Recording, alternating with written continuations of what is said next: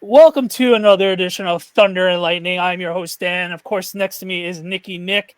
We are the New York sports show about literally anything and nothing at all at the same time.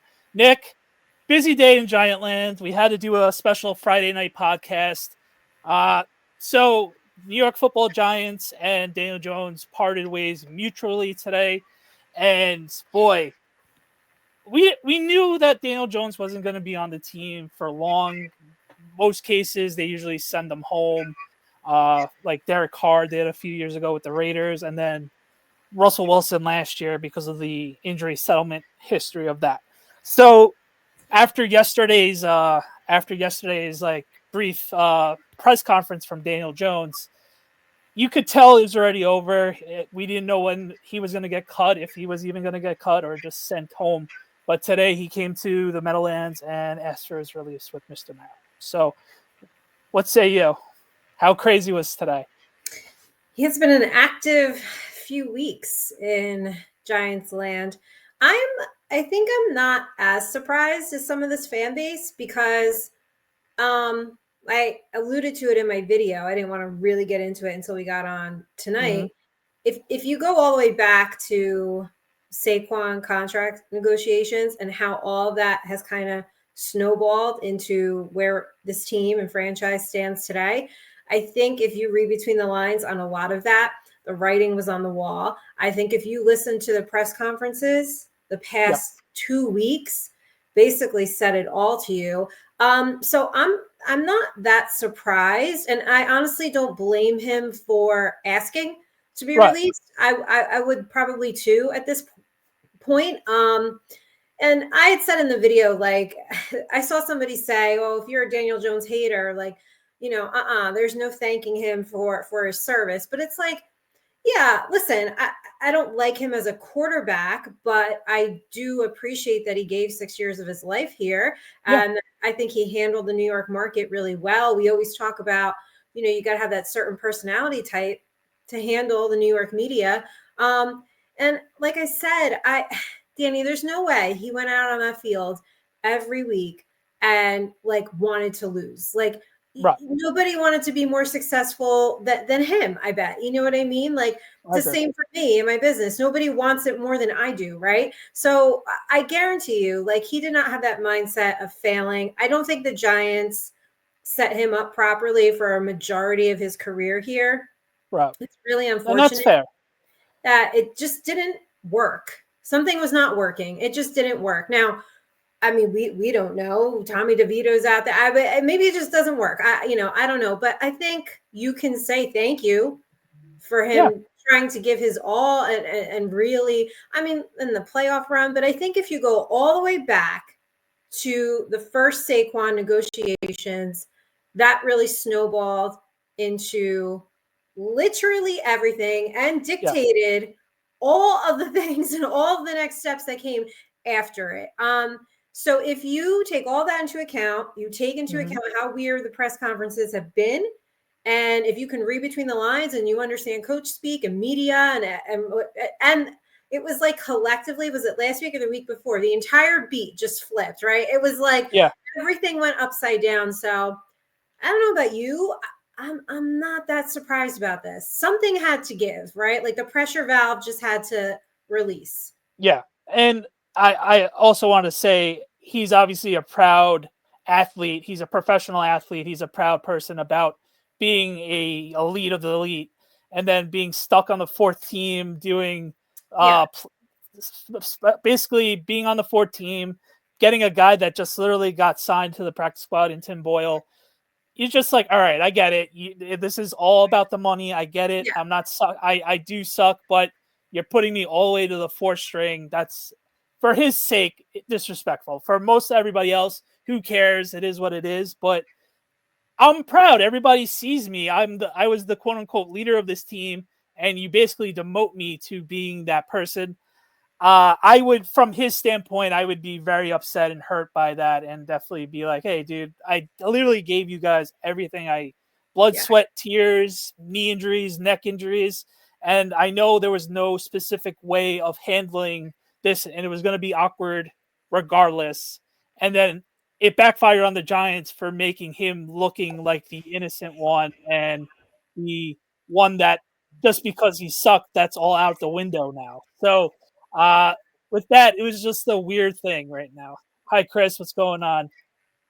We'll talk about that later. We have plenty of time. Tonight's really more about the Daniel Jones and how poorly. Well, for anyone who's listening, the question is Oh yeah, Cam Ward now the consensus choice for QB in 2025? Well, I mean, we'll see. We're kind of just digesting, I think, all of this right now. Yeah, to your point, I think people lose sight of that is they are professional athletes, right? And that was me. It'd be like, I'm not going to chump myself like this. You're not going to play me like yeah, this. yeah, exactly. And that's the one good thing about Daniel Jones. He was a professional to the very end. And someone like you or me would be like, "Fuck this shit. I ain't doing this," type of Yeah. thing. Oh, yeah. I mean, hats off to him being professional. I can barely be professional in my real life. So, Right, same. Chris, to your answer, it's either going to be Cam Ward or Shador. It's just really depending on how we finish out the season and where we pick. I think those would be the two consensus guys off our praying to God board of if the season ended today.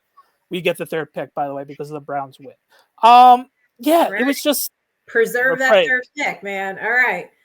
So, yeah, like it was just like the Giants would find a way to make the scapegoat look like he was the one to be like all innocent, and it was you completely forget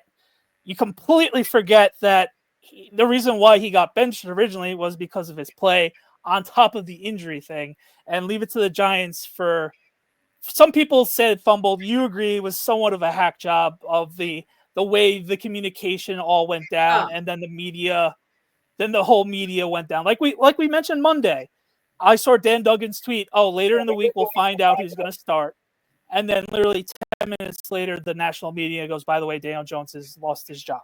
And Tommy DeVito is starting. And everybody's like, "What? What?" Like they were like backpedaling. So okay. So from Chris, the issue he has is that Jones called Mara when it was down to the wire in his contract. He walks into Mara's office to get released. What is Joe Shane's job? right. Yeah, it's It's just weird, right? clearly yeah, you're clearly overstepping in hopes that Mr. Mara, who loves you, um, finds a way to make it happen. And then And then another one from Chris, Chris says most of the players' IG stories were supporting Daniel Jones. Apparently, the team loves him. Yeah, and I think I yeah, said it in my video was you did. all he got was praise and accolades from his teammates and like how much they loved him in the locker room. Yeah, I don't think it was a leadership thing. I don't think it was. He always received praises for being such a great teammate, and yeah. that does go a long way. But at the end of the day, I mean, did you see Stephen A. Smith's rant? Yeah, I actually could pull it. I could actually pull it up for you. I had it ready to go. Oh, you had it Just ready to go. It's a let me good just get it. segue because okay, you get it set. I'll set the stage. People are giving Stephen A. shit for this rant, but he doesn't. What's up, Darius? You might not like the way Stephen A. Smith his delivery. Just God give me knows the how heads up when like you want me my to play it. delivery, but like he didn't say anything wrong, right? Mm-hmm. I heard this quote like a while ago, and it was, "Don't take it personally, take it professionally." And it is a business. The NFL is a business at the end of the day.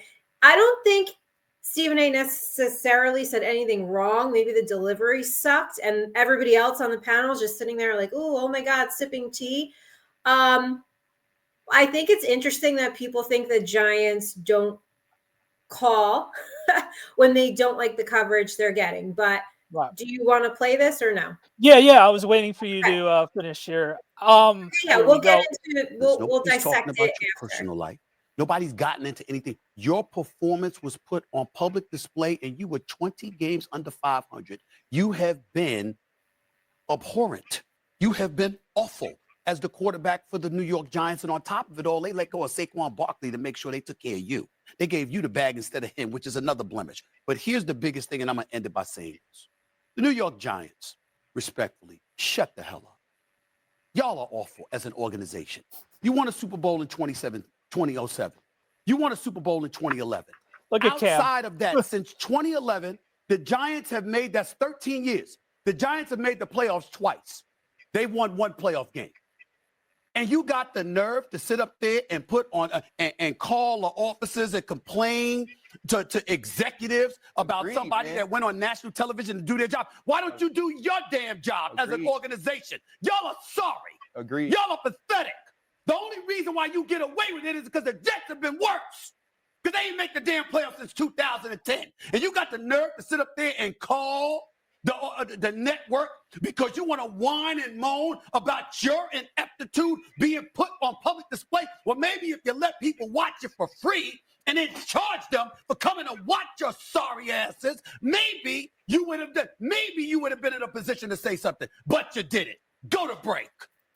All right, there you have it. Stephen A. By the way, we obviously do not own the video, but Stephen A. had something to say. So backstory for people that don't know, Ellie Duncan, the girl that was sipping the tea, does a Sports Center segment and she was basically making fun of social media for the outcry of how bad the Giants are doing to Daniel Jones and everything and making him look like a sad person.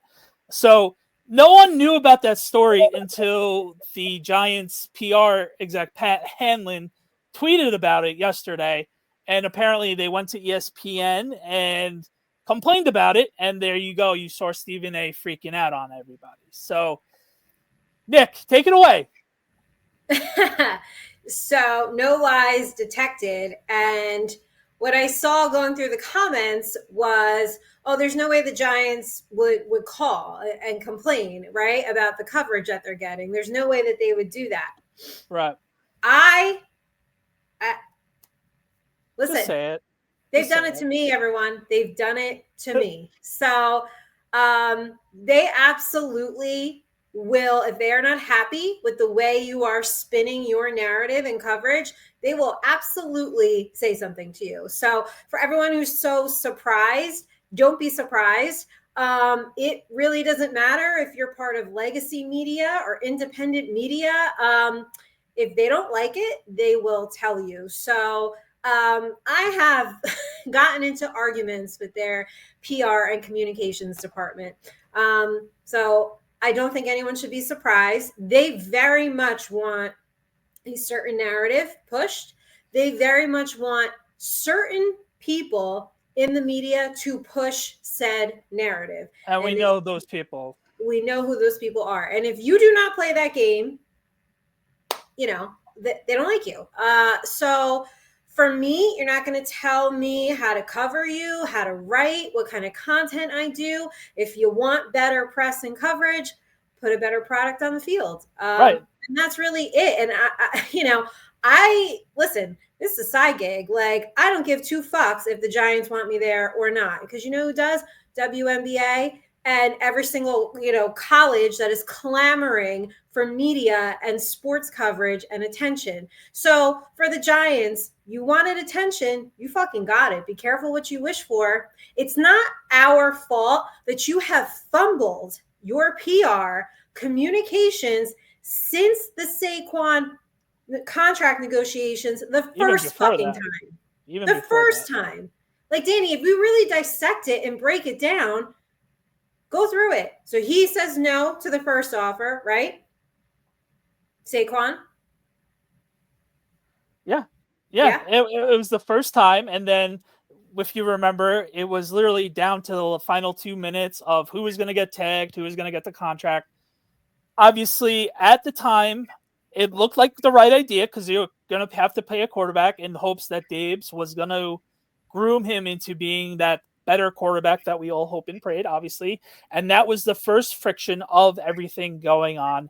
And Saquon was like, okay, I get I'm a running back, but if it wasn't me, like we wouldn't be making the playoffs type of thing. So that was the first like, all right, this is the weird. first one was the season before when they gave him, when they tagged him, right? And they couldn't even get that right.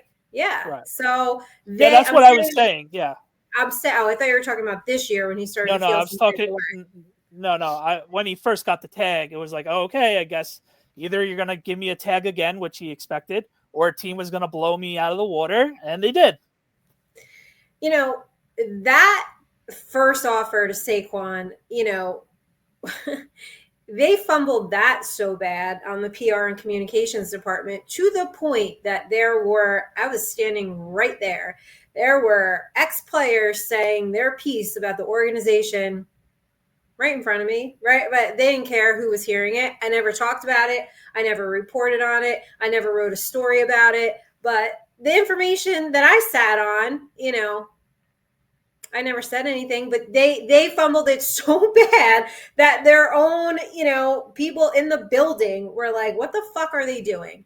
And then it just spiraled from there. They just could not get it right. And I think what happens sometimes is, and there's companies like this too, Danny, where like they want to hold the narrative so tight and try to control everything that you lose control and it spirals into this. Like, and now you all look like the clown show that you really are. Yeah, no, yeah. It's just one of those things of like you mentioned, and I've been trying to calm you down for the last year about like, all right, Nick, just don't say it on air. And I think today was perfect because Stephen A has been saying what you've been saying for the last year and a half. So it's true. It's 100%. Absolutely true. Yeah, it's absolutely true. And if anyone doesn't believe it, DM me. What can I tell you? Yeah, it just looks like a clown show because I think the Ellie Duncan video, no one saw it until this morning. Well, you had to find it when Pat Hanlon tweeted it out, and then everyone was like, "What was this Ellie Duncan video?" And it was the most tame thing. Was it cool? Was it funny? No, it was whatever. It was a Daniel Jones joke we've heard a billion times, and that was the final straw on the camel's back after you parading him around as fourth quarterback. I'm like, yeah, you can't have your cake and eat it too. Well, that's what the Giants want. That's what they push. Yeah, they want their cake and they want to eat it too. And sorry, like it just doesn't work that way. And we say it every week. Listen, there are idiots in this fan base, but a majority of us have been fans for a long time. There's plenty of us now in 2024 who have access, right? Mm-hmm. And we are podcasters and content creators, and there are independent media outlets that can get access, and so we're not stupid, and they operate like we are. And I think that insults a lot of the fans. Oh, 100%. And they're, like we always said, they are old school, and as old school can get. And it doesn't matter how new school they try to get, they still find their ways to stub their toe in the older view, not realizing everybody is paying attention with a fine magnifying glass. And what you were able to do 20, 30 years ago is just not going to cut it this year. And it started unfortunately, when the media was able to see the 10 minutes of practice, and you see Daniel Jones just like doing the football behind their back, and just like, all right, well, that's weird. I know it's supposed to happen because they don't want him hurt in the injury situation, the injury settlement. So there's that. So let's circle back. So as we all know, Daniel Jones got released, and the best part of it is after he claims waivers, the Giants injury settlement is no longer needed, and the Giants do get the $19 million back into the cap space that we all were hoping and praying that he wouldn't get hurt here on out. So that's the positive of it. Did it suck that we had to see? We know he sucked and he wasn't the best quarterback. You never want to see someone lose their job like that. It was unfortunate, but he'll be fine in a couple. He'll be fine in a couple of days when he clears waivers, because no one's gonna pick him up on the waiver wire. Who do you think is gonna have that inkling of trying to pick him up for basically league minimum for the rest of the season. Let's see what he does in the back at QB2, QB3, learning a new playbook. And when he hits a free agency, oh, okay. We liked how smart he was. We liked how much of a team guy he was. Who's gonna be that team that takes the bullet? Who do you think? I don't know. Does he go across the street to the Jets? I mean, Can you imagine?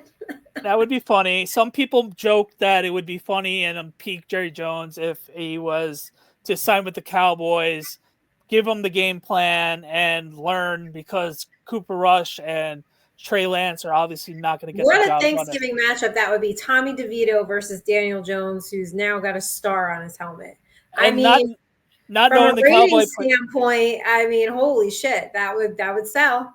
That would definitely sell. And then other people joked that he would go meet up with Saquon because Kenny Pickett sucks. And he would go to Philly. And our luck is we played them the last game of the year. Everything's wrapped up for Philly. So that means he would start against us. And I joked with my friends. I didn't really get to talk to you today.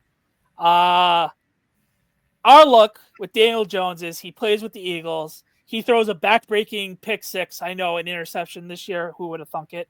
But find a way we beat them and then we lose our top draft pick would be peak Daniel Jones, and hilarious. That would be the one last FU to the Giants from him. Would be funny.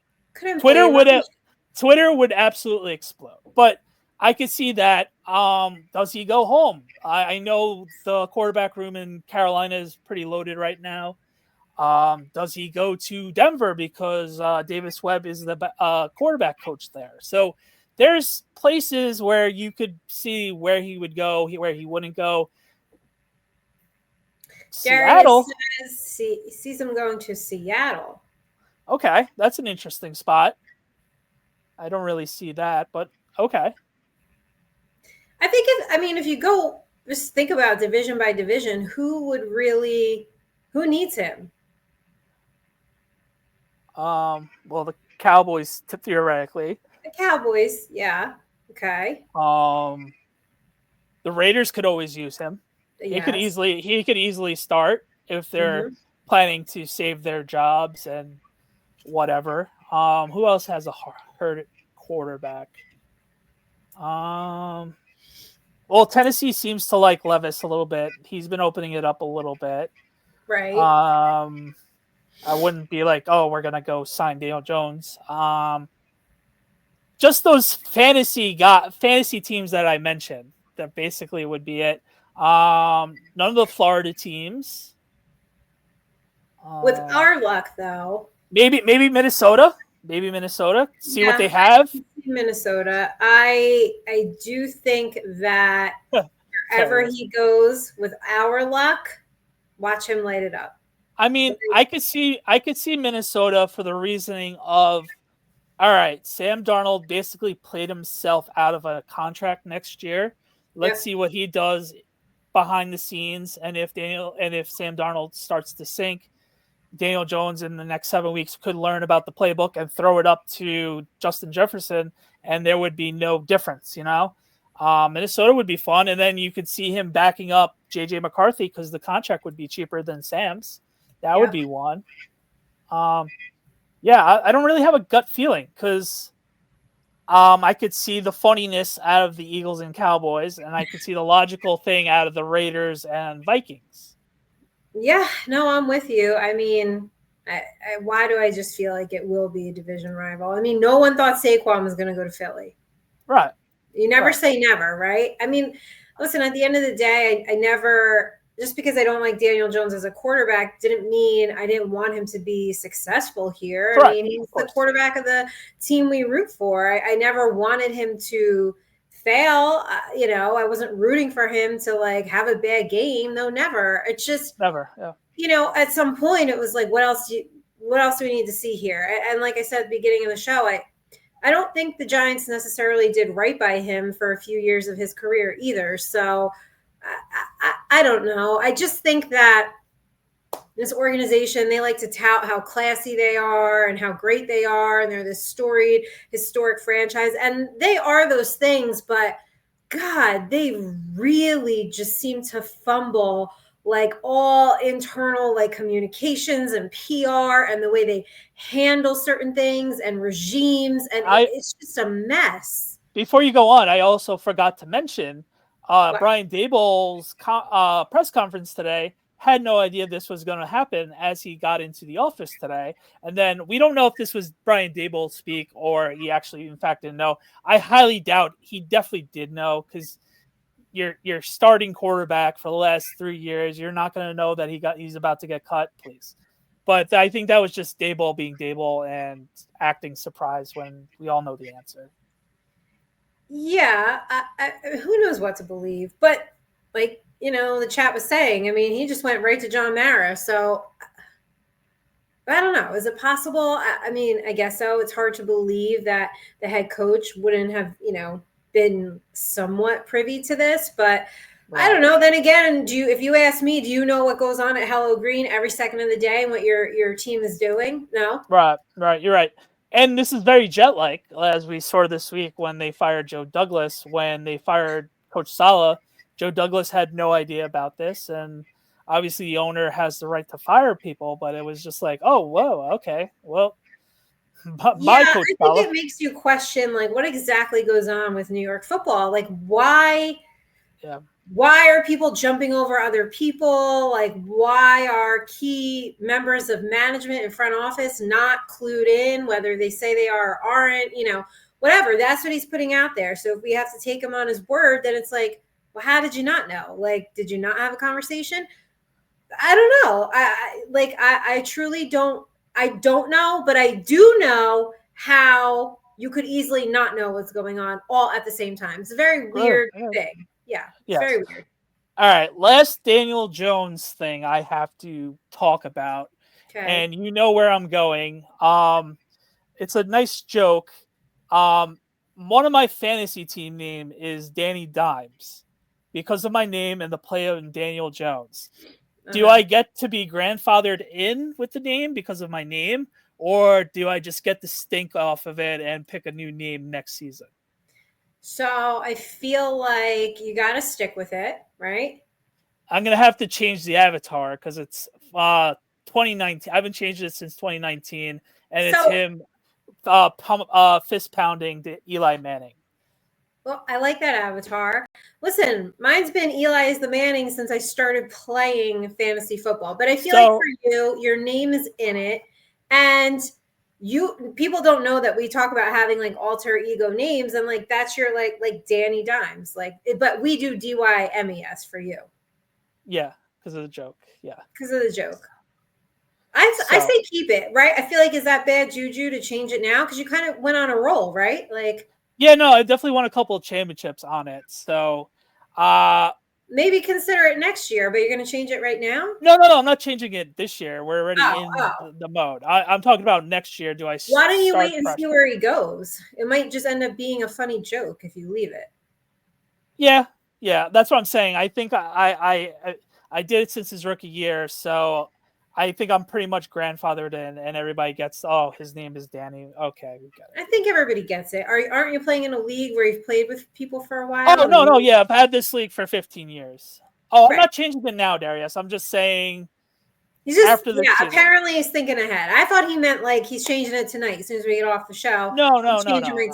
I'm keeping it tonight. I'm just saying next season, is it grandfathered in? Or do I just start a brand new slate because it's a keeper league? Do I do a name towards one of the keepers I keep? Well, I just think it's like tongue in cheek and funny either way. No, I agree. I get it. It was interesting. I knew this moment was coming. I didn't think it was going to happen. Prepping for this moment. Not prepping for it, but I knew it was obviously coming. But. Oh, we got another question. Who do we want to be the QB in 2025? And Danny, we're gonna get asked this until April. And then I'm gonna have a weekly fight with Nikki, and thank God we are a New York sports show and we don't have to talk about the draft every week. Honestly, at the moment, I think it really depends on where we fall. Can it happen? What happened last year? I don't see the defense playing as good as it did last year for us to get those 4 or 5 wins that we weren't supposed to get with the quarterback situation. If we get a top 3 pick where we're at right now, and either Cam Ward or Shedeur Sanders is there, I mean, you would have to be stupid not to take either one of them, because that's really what's hanging in the balance of if the regime is still here. And you could either get a couple more years with the rookie quarterback because your head coach is a quarterback guru. I would be shocked if they didn't take one of those 2 guys if we're still in that higher place. If we fall out of quarterback rankings of the top few guys, we're back to where we were last year, where the guys that were the Penixes, the McCarthys, the Knicks of the world, of, okay, if we get them, all right, these guys could be good. They're going to take a while to be good, but are they franchise quarterbacks? So, and then obviously with that case, you're going to have to bring in a bridge quarterback to groom this quarterback. And if you don't like either of the rookie quarterbacks coming out, you got to be able to trust this guy to start. So I think Sam Darnold played himself out of the contract. And I would have to see who else is a free agent to see, like, oh my God, we should go get him.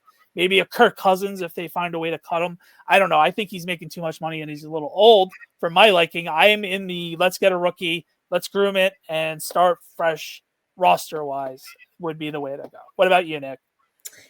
Yeah, let's get a rookie. But I think it goes back to what you and I had talked about last week or the week before. I don't know. You make me do so many shows and so much content is, if you retain Dable and Shane and you get a rookie quarterback, they're going to need more than a year. Because that's not fair to anybody.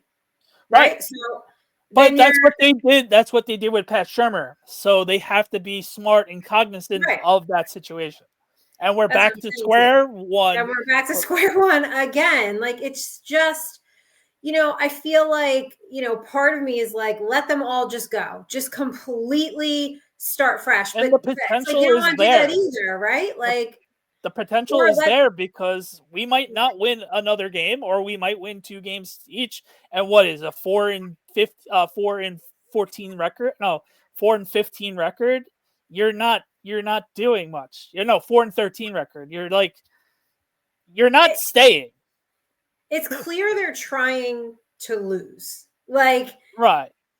Even though we come on here and say, no, listen, Brian Dable's going to game plan to win, okay? But your actions are saying, yes, your actions are saying this was a business decision with Daniel Jones. If Tommy DeVito fucks around and wins that game Sunday, which I think is funny that neither you or I are actually going to be able to watch it, he's going to get benched. Tim Boyle time. I think I Drew Lock in the locker room. I don't know, man. I thought I was supposed to be QB too. I don't know why I'm not playing, bro. Because they think you're going to win a game or two. Like you said, it's preserve the spot. That is the name of the game right now. Preserve the draft spot. But so then we're back in this conundrum of if you're trying to lose and you win 4 games, you shouldn't stay. So you wipe it all clean. You get a new head coach, a new GM, and a new quarterback, or you keep these 2 and you let them get their guy. And you got to give them more than a season with a rookie QB. It just sucks. We're in hell. We are in football hell. We are in the definition of football hell.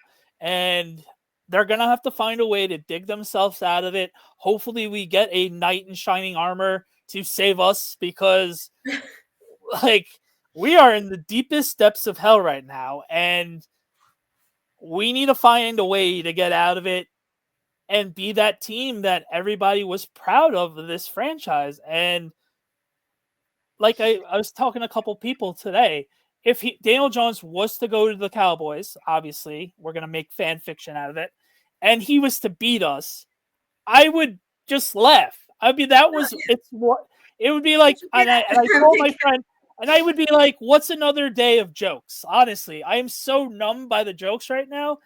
Yeah. It would be so us that Daniel Jones would go to the Cowboys on Thanksgiving, magically forget he knows how to play football magically after 6 years, and light us up, would be hilarious, and I would be laughing about it. It would just be so fitting if that happened. I wouldn't even be surprised if that happened. I am so numb to all the debacle and bad football the last decade and a half that there we go, shocking. Like that's how I feel about it. So yeah, I wouldn't be. Nothing surprises me with this team anymore. Not a goddamn thing. Honestly, it really doesn't. Sorry, go finish your statement. Sorry. No, I'm trying to think what I would do.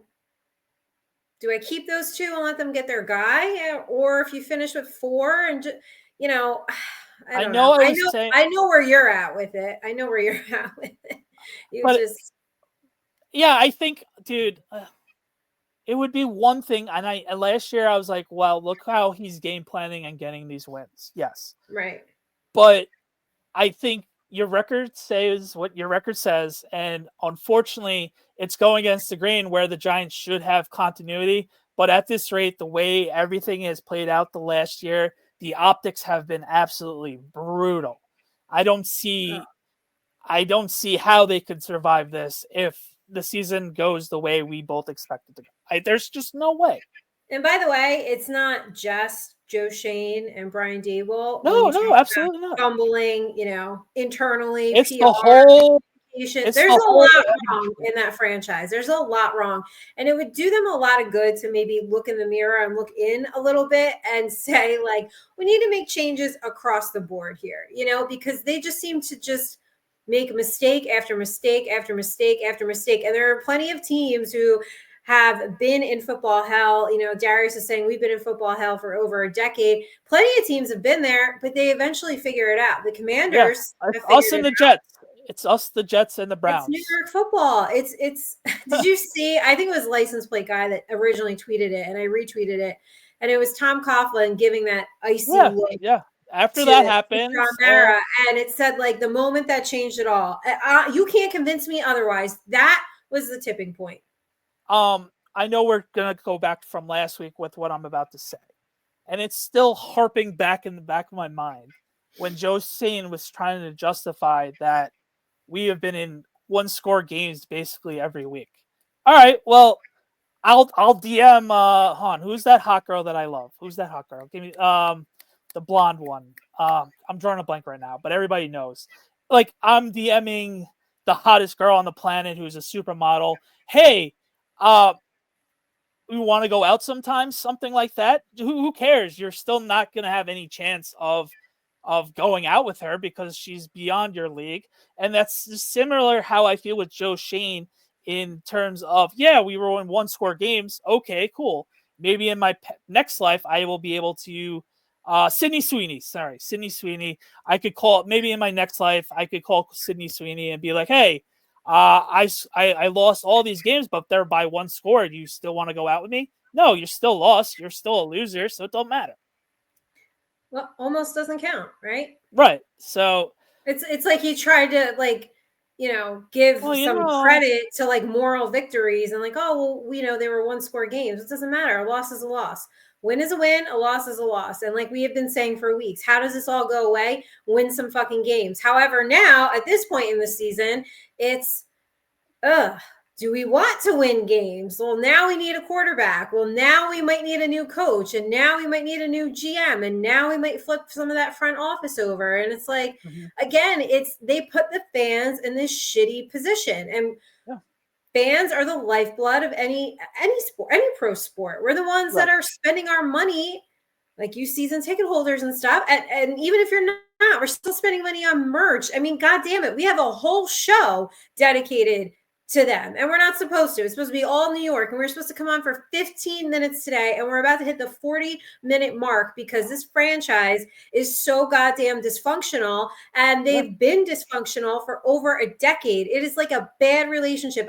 Who stays in a shitty ass dysfunctional relationship for over 10 years? Like, listen, baby, I'll be better, baby. It's okay, baby. I'm gonna be better. I'll be better. Right. I'll change. No, thanks. It doesn't happen. Like, it's just not happening. So I really, and people said, oh, it wasn't the Tom Coughlin. That's not what changed it. But if you had to say to me, you asked me last week, Was there a Daniel Jones like memory, like good Yeah, or bad? Was Monday there night. something that like clicked in my head? Not really, but that That and that's how sad it was. well, but That's that how Tom Coughlin moment. If you ask me, like, Nikki, is there a moment in your head where you felt like there was a turning point of this franchise? That would be the moment, because yeah, it's one of that. that look said it all. That look said it all, and you can tell. And you just can go on Google and look at the Giants draft history, and even back to Jerry Reese, that's the reason why we suck. And I try to brace everybody when I started out doing the content creation. I'm like, look at the guys that we resigned to second contracts before Sterling Shepard and Odell Beckham and JPP after he blew out his hand. Those were the three guys in a decade worth of draft picks. That's alarming. And it's gone to from Jerry Reese, obviously.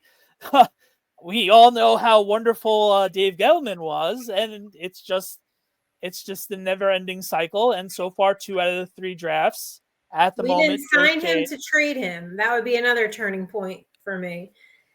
Yeah, but I think we were ready meh at that point. No, it was more of the type of person that you could see Dave Gettleman was. Right. And then imagine if Saquon and Odell were on the same team, how much fun that would have been until Odell got hurt. Yeah, so yeah, no, that's pretty much like we always say, coulda, shoulda, woulda. So let's wrap it up. By the way, you're watching TNL, and of course, we are the New York Sports Show about nothing and everything at the same time. Before we wrap up, I know you're going to want to know about food and everything else like that. Since we can't really do content this weekend, do you think the Giants show a little spark with Tommy DeVito against the better Tampa Bay Buccaneers? I don't.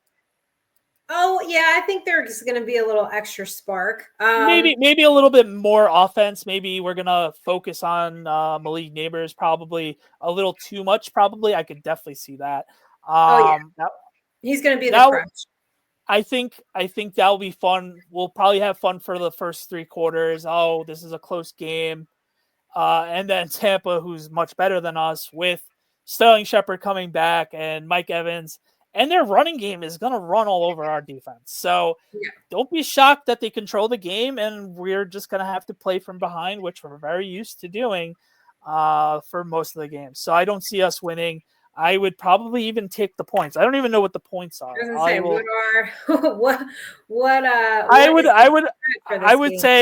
would honestly say it would be the Buccaneers plus -5 last time I looked. I mean, it's loading up. Sterling Shepard revenge game. Yeah, I think the Bucs probably win by a touchdown. Chris says define spark. Yeah, I think so. A little bit more than what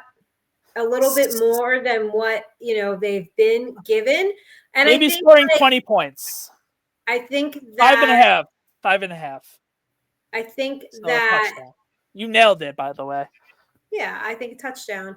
I think that DeVito is going to give the fan base a little spark.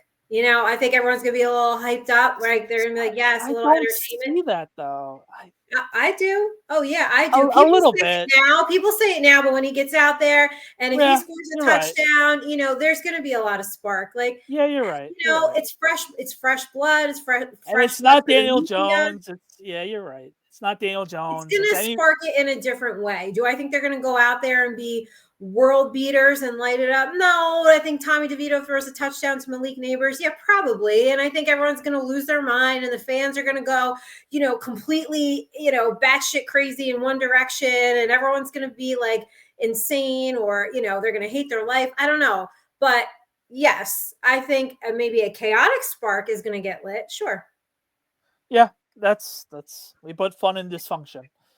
At least have fun with it at this point. Right. So, yeah, you're absolutely right. I just think it's funny that neither one of us can watch that game on Sunday. Go figure. Go figure. I don't really care. I mean, I know you don't care. I'm gonna still probably find a way to watch Red Zone. I'm gonna check in. I'll be at the Villanova Maryland game, and You know, I know Yeah, you're at a yeah, wedding. yeah, the wedding's not until 4, so I could watch a good chunk on Red Zone, Oh, you could and watch. Yeah, I could watch Red Zone a little bit. I think the Nova game starts at 1. So, but we know basketball is a Yeah, quicker sport. I'm gonna yeah, still check and look, but listen, if I don't watch the whole thing, I don't watch the whole thing. I'm not like losing sleep over this. We'll still be right. on On Monday, and we'll Monday. talk about it. And um, I don't know. We'll see if any spark was generated by Tommy Cutlets. So, are Yeah. you gonna wear your Tommy Cutlets jersey on Monday on the show? Uh, if we win, If we win, yeah, yeah. Going to the Nova game sounds better than the Giants game, 100%. oh yeah, without a Yeah, doubt. I think I'm gonna have a lot more fun there. This is the I don't know, the last time I went to a sporting event as like a fan. Usually there's media or like a podcast or getting content for, you know what I mean? So it'll be fun to just go relax and hang out Yeah, and not worry about like getting don't want. content. Yeah, have fun. You deserve it. Yeah, I mean when you do this long enough, some, like I say, some of your fandom gets chipped away. So Yeah, and I'm trying to put that back into you. well, I mean, it's no secret. I think covering the Giants and being there, it's a different vibe being in the Mhm. building, and it does chip For sure. away at your fandom a little bit. And then you do kind of censor yourself, and you watch what you say, and that's really not my style. So Oh, we I don't know. think it was a mistake. It wasn't a mistake. I learned a lot, but I'm not I'm not broken up over, not going back for a fourth Mhm. year or whatever. Like I'm cool. You're not going to tell me what to write, how to write it, what to say, when to say it. Sorry, fuck yourself. There's Yeah, other you're sports blatantly that want me in lying. the building. Yeah, you're blatantly lying. Yeah, I mean, and you want me to lie? Like, how do you spin the shit show that is the New You York can't. Giants? Like, what do you want me to say? It's so funny, like seeing friends and family and people that you grew up watching, hanging out with, and they know you're a big Giant fan, and they're Giant more times than not. They're Giant fans as well, and like you and me have that like we're speechless. It's like some weeks we have to find a way to muster on how bad they are, and I just shake my head and like I don't know what to tell you. They're really really bad, and I had my former football coach and basketball coach pick up his wife from the train the other day. And mind you, he's an older, middle-aged man that has seen the 70s where the Giants they didn't make the playoffs for 19 years. And he goes, "This is the worst Giant team I've ever seen." And that guy saw the Giants not make the playoffs for 19 years. Yeah, I mean, look, it is what it is. Like they are I don't know if it's dysfunctional. recency biased or not, but the way he said it, I believe him. So This is why we need the WNBA back and on. So yes, Nikki can be there. Yes, I can't wait to go back for season 2. College is a lot of fun. Truth be told, when it comes to covering, I do like to cover basketball a lot more. What's funny is if you would have told me 4 or 5 years ago that I would have had the opportunities that I've had and I was going to absolutely hate covering the Giants, I would have said you were crazy. Like I would have said yeah, that you were just out of your mind. But I think maybe basketball in terms of sport coverage is like a little bit better of a niche for me. yeah, So I'm going to I stay agree. there, and I'm not going to cover Villanova because I don't want what No, happened with the no, Giants to happen with Nova. If they're in a tournament game, like fine, no problem. But right now, I'm just going to go focus on college basketball in terms of coverage. I've put myself in for game specific. Everyone keeps asking, am I going to follow a certain school? It also depends on my schedule too, so it's hard, but. all right. Let's wrap it up. We're at 50 minutes. Nick, what'd you have for dinner tonight? I had a salad, Oh my god. chicken Caesar salad. Okay. Spiced it up today. Yeah, Um not with not the white Caesar dressing, like the kind of like non-creamy dressing. So yeah, very and on I had brand. salad for lunch too. I had a work Doubled up meeting. today. Wow, Yeah, doubled well, up. we had a quarterly client meeting, and then they took us to lunch, which was very nice of them. Okay. Awesome. Um you're gonna laugh at mine because you're you. I had breakfast for dinner. We had pancakes, hash browns, and bacon.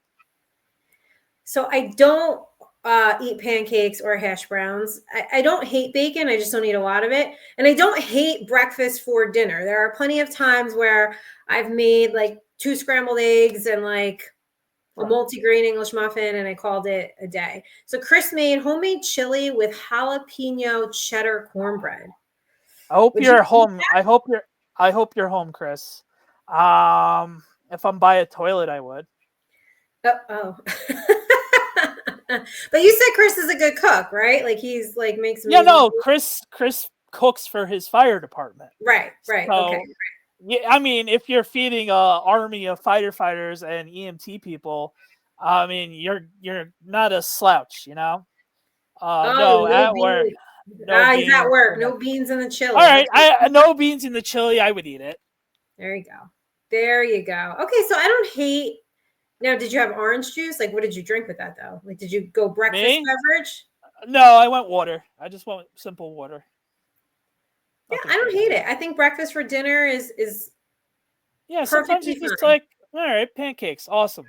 You could never turn them down. I know you don't love them, but I don't know the last time I had a pancake, but like I said, in a pinch, there's nights where I'm just an my egg. Yeah, day ends I hear late. you. Yeah, and there's like I'll make 2 scrambled eggs and a slice of like rye toast, or Mm-hmm. you know what I do? You know what I do? You know the little mini waffle maker. Yeah. So I have the little one. So what I'll do is they're called chaffles. So it's just like egg, cheese, like some spinach, and then you just put that in the waffle maker. And so that way it's like there's no carb or anything, it's just egg, but it looks like a waffle. And it's really good. Okay. Yeah, I wouldn't hate it. Breakfast debate: pancakes, waffles, or French toast? This sounds like a fuck, marry, kill situation. How about you, Nick? I'll leave this to you because I'm I think you should pretty go simple. first. No, let's hear what you have to say first. It's more So fun. I would kill French toast because it just tastes like bread dipped in egg. I just don't Okay. understand I the saw hype that coming. on I saw French that coming. toast. I guess I would fuck waffles because I don't know. Sometimes, like, if you're at like a restaurant, someone orders them, like a little piece of it tastes good, but like, yeah, you just like a bite and then you go. I guess I'd marry pancakes because it's like a sturdy staple and it doesn't seem to let people down. So, Okay. See, this is tough because I like French toast, but I wouldn't marry it. You know what I mean? okay, then it's not that tough. I would probably fuck the French toast. I would marry the pancakes, similar to what you said. And waffles is basically a harder version of pancakes, so you basically have the pancakes to significantly take care of your waffle needs. It's just harder, you know? Okay, a little That's where I crustier, would go. a little crunchier, I guess. Yeah. Okay, so I love all three, but you're if I had to killing choose, waffles. So you're yeah, marrying pancakes, killing waffles, and fucking French toast. And I would yeah, marry pancakes, fuck waffles, and kill French toast. Okay. yeah, Okay. yeah. Waffles are pancakes with abs. That is Yeah, that's a good way of putting it. Yeah, that's a funny way of putting it. that is Yeah, fun. yeah, you can't go wrong. I'll tend to eat more pancakes than waffles, so waffles third place. Do you put anything on your pancakes or you eat them plain? What do you mean? Like I've seen people do butter and syrup. I've seen people do jelly, powdered sugar, fruit, I didn't know. honey, like nuts. Like I've seen people go crazy. Yeah. Well, I'll just do syrup. I think the butter is just too much. I don't love that. I just think with the syrup is just enough for me personally. Oh, yes, I remember. Didn't you do your syrup wrong when you were staying at a hotel? Oh yeah, I didn't. You got killed on that. Your syrup ratio. It was in a whatever. waffle, right? You didn't fill all the crevices. Yeah, and yeah. Spare me. I didn't think I was gonna take a photo. But yeah, and then I think I do like pancakes when they are put in with chocolate chips and bananas in the pancakes already. I like that. as well. I'm told peanut butter pancakes with peanut butter is good. Nikki doesn't like peanut butter. I would do that. I've had the peanut butter chips in it, which was pretty good. In the pancake? Yeah, instead of the chocolate chips, you put the peanut butter chips instead. I don't think I'd like either one of those. Yeah, and I some suppose people you could put them together and make like a Reese's pancake though, and then yeah, basically, yeah. And then some people like blueberries in it and other stuff like that. I would eat all those. I see some of these people on Instagram. They post their brunch and their pancake. It's like Yeah, those places you're paying like there's $50 like whipped cream on it and Yeah. strawberries and I'm like, holy shit! You're going there for the Instagram photo and you're paying $45 for it, and you're like, oh my god, this is the best pancake ever. And actuality, I'm sure it's all right. $45. It better be the best pancake ever. Right. It better be damn good Normally on Instagram. it's not. Normally it's not. It's usually the cheaper place that you would never. Sometimes a good old diner breakfast is what you Right. need. Give me that any day of the week. Yeah. So Nikki, I hope you had a wonderful weekend upcoming. Thank you for everybody that's watched this surprise episode. Good luck to Daniel Jones wherever he lands up, as long as it's not in the division. Until Monday night, I hope to see you guys soon. As always, go Giants. Thanks for watching TNL_NYJ. Have a good one, guys. Bye.